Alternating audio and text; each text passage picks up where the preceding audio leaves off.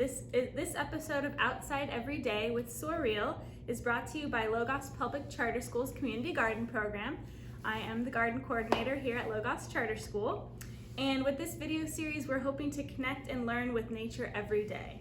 So today's video is going to be about seeds as we prepare to plant them in the garden. We will do a simple dissection to learn more about seeds before we plant them. So this is an activity you can either do indoors or outdoors, whether you have an indoor garden, container on your deck, raised beds, or fully fledged farm. So the big question today is, did you know that peas and beans you eat are really seeds? They can be planted and grown into new plants. So one of the materials we're going to use today is actually a bean from my pantry. So a seed has all it needs to grow without sunshine or even soil. All you need to germinate a seed is water and the right temperature. A seed is made up of the food that it needs to survive before it grows leaves and can make its own food. That's why you can also get energy by eating seeds like this. So let's see what this activity looks like close up. All right, the materials you're going to need for this dissection activity are a big seed of some sort. I used a pinto bean from my pantry, and you're going to need at least one that's dry and at least one that has been soaked for a few hours in water. You'll also need some tweezers or a toothpick or something that you can use to help pick apart your seed. You might just also be able to use your fingernail for this. It's helpful to have a magnifying glass so you can look at your seed up close. And of course, you'll need your garden journal. And I've actually put the worksheet that we're going to use already in my journal. So you can cut it up and glue it into your journal however you want to do it. And you will also need, if you would like to use this as a science experiment, you can use my data sheet that I made, which is attached to this video. All right, so if you look at your seed investigation worksheet, you'll see that the first thing on there is the question: what does the inside of a seed look like? So before you dissect your seed, I want you to look and make a hypothesis as what you think the seed is going to look like when you open it up. So take a moment to draw what you think the inside of your bean seed will look like.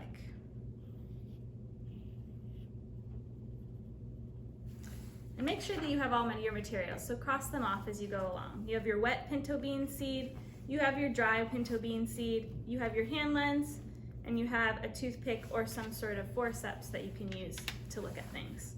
So the first thing you're going to do is you're going to try to open up your dry seed coat. This is where you might need your tweezers or some other thing to try to wrench open the dry seed coat.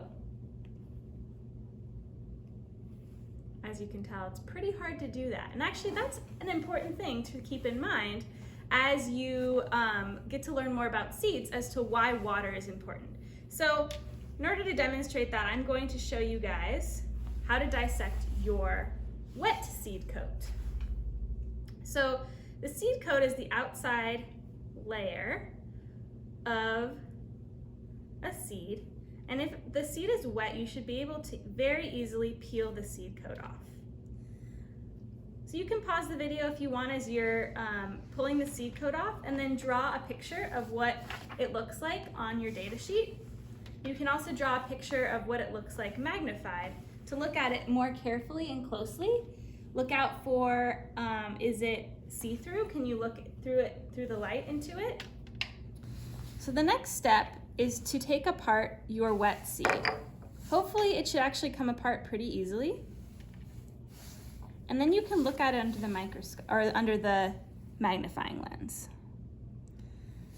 So take just a couple minutes to observe it and notice the different parts of the seed. So this is where your data sheet will come into play, your worksheet, parts of a seed. As you're looking at your seed in real time, you can also look at this magnified image of the seed and start filling out what the different parts are going to be. So actually, I'm going to do that now, and then I'm going to compare answers with you in a moment.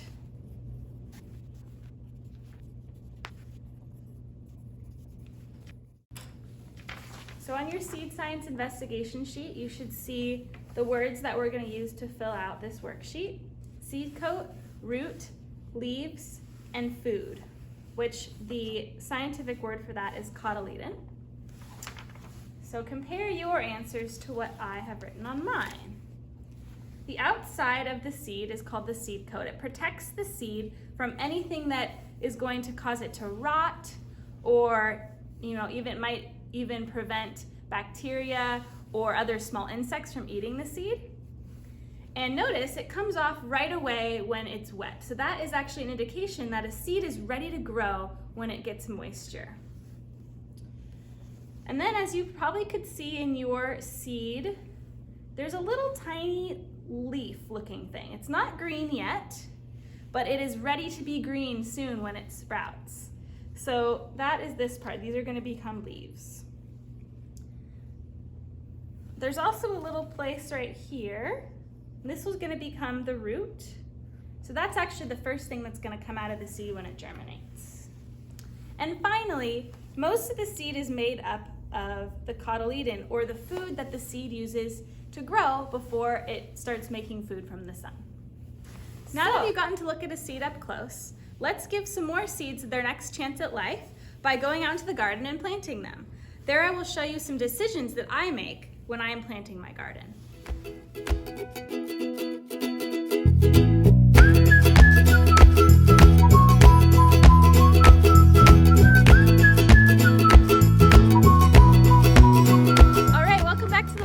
Garden. So today I'm going to show you how to plant various vegetables based on what's the best conditions for them. So we're going to start with seeds. I have two different kinds of seeds to show you. One of them is peas. You can see they're pretty big. And the other one is lettuce. Look how tiny those seeds are. And I'm going to talk about the difference between planting big seeds versus little seeds. Ready to plant your seeds is to look at your seed packet. So I'm going to plant two different kinds of peas today. One of them is a sugar snap pea and one of them is actually a purple pea. And I know, just based on my knowledge, that peas actually need to climb up on a trellis. So I have two different kinds of trellises that I'll show you. And I'm also going to look on the back at my seed packet to see the important information for how far they need to be spaced. So this says the seeds need to be spaced 2 inches apart, and they need to go down 1 inch into the soil. So that's about to my knuckle, my second knuckle. So watch as I plant the seeds in both of my trellises.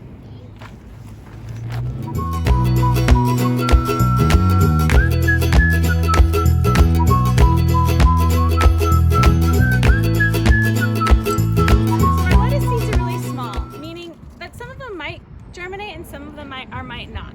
So when I plant them into my container here, you'll see that I'm going to put holes about 1 inch apart throughout the container, and then I'm going to put about 2 to 3 seeds per hole. That will give me a better likelihood that they're going to germinate.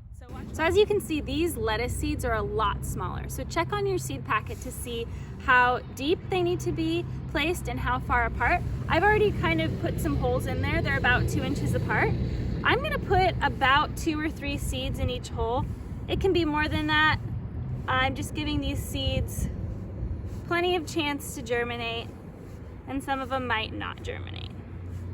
Notice I'm using my reused shopping bag for this activity because lettuce can actually survive pretty well in a contained environment like this. They don't need to climb, and hopefully I'll have some salad greens pretty soon. All right, another way you can plant plants in your garden is by using starts, which pretty much means that you're giving them a head start on life in a more controlled environment before you plant them out in your garden. So some of these include tomatoes, peppers, and other summer crops, which you can actually plant in little containers like this in your house, but don't transplant them before May or June so that they die out in the frost, so you might have to wait a little bit. However, more hardy crops like this cabbage, I can put directly into the soil now. And actually this cabbage and these Swiss chard were actually planted about a month ago and kept in a controlled environment before planting today. So these cabbages actually came from Eagle Mill Farm in Ashland, And this Swiss chard was planted about a month ago by our very own Owen Millenheft. So thank you, Owen, for keeping these plants safe and ready to plant. So I'm going to show you first. You're going to dig a hole about as big as your start. And then you're going to very carefully dislodge it from its home. And you're going to kind of rough up the roots a little bit.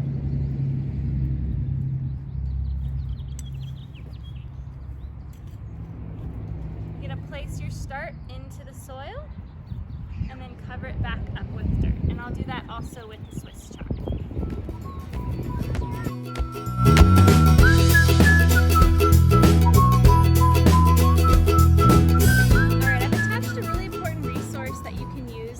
Video. It's this planting and harvest calendar by Oregon Tilth, and it clearly shows when you can plant certain things outside and which ones you need to be started before you put them outside. So check this out and have fun planting your garden. Another thing that you can do is make homemade flags out of toothpicks and masking tape. Owen so graciously made us a rainbow chard one, so I'm going to put that next to his plant,